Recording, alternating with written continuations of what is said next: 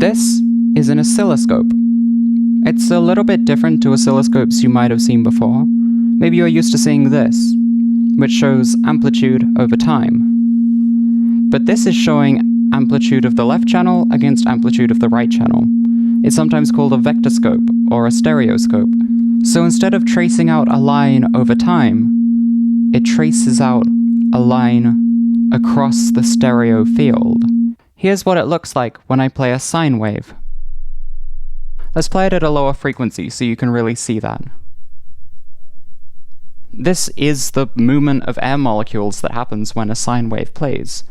It goes up and down. And if I turn up the frequency, you can start to hear it. And you're just left with a line. Right now, you're only hearing it in your right ear. Sorry if that's a bit annoying. If I also play one in your left ear, well, that one is a line in the other direction. And if I play them at the same time, they become a diagonal line. This is also the line my voice is taking, because my voice is a sound wave that's sitting right in the middle of the left and right channels. And that's just a line. Now I'm going to make these left and right sine waves slightly out of sync with each other. We have a circle. If you know your trigonometry, you might know that the perpendicular components of a circle is a sine wave and a cosine wave. And don't worry if that sounded like jargon. What it really means is if you take two out of sync sine waves on the left and right, they draw a circle.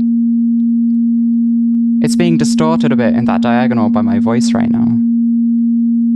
I think if I try to make a pure tone by whistling, it might make an interesting shape.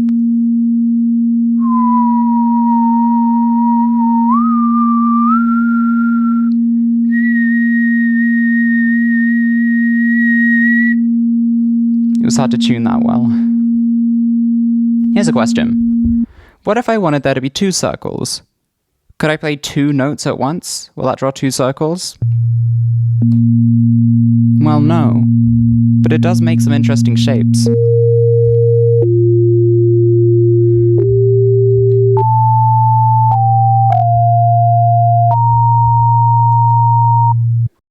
Now that's cool, but there is actually a way that we can turn one circle into two. Remember when I played a low-frequency sine wave? You saw it tracing out this line going up and down. What if instead I played a square wave?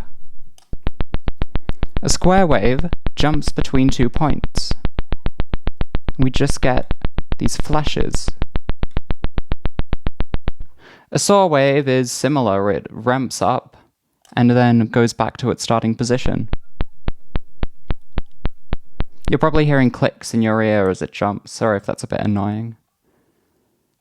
But let's take that idea of a low-frequency square wave, because what would happen if a square wave, which jumps the point between 2 points, what happens if we make it do that while it's drawing a circle? Well, this is what happens.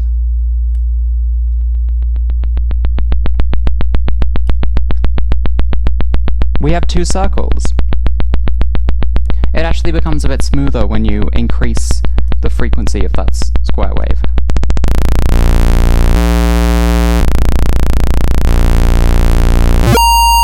Maybe not too much.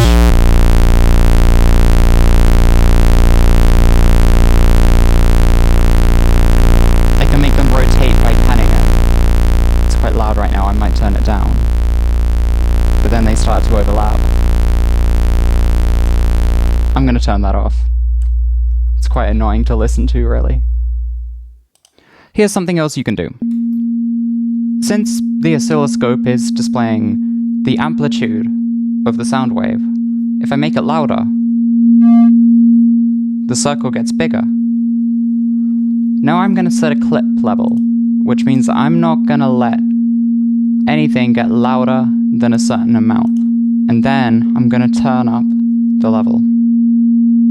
It starts to distort as it reaches that threshold. And if I keep going, now we have a square.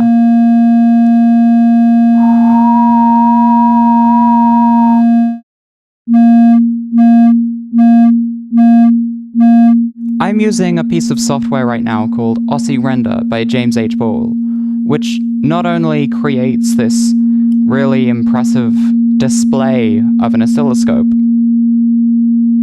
but it can also do something even cooler.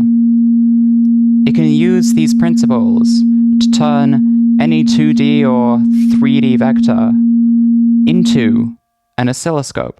Here's an example. You are still seeing the visual representation of sound the same way you were before, but it's showing an image.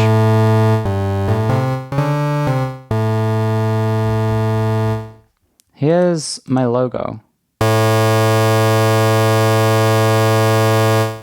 I want to make it spin. I'm going to see if I can make it spin.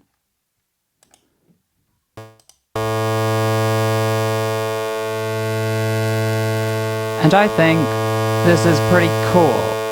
Here's something I'm sure no one will ever argue about. Which direction do you think this cube is spinning in?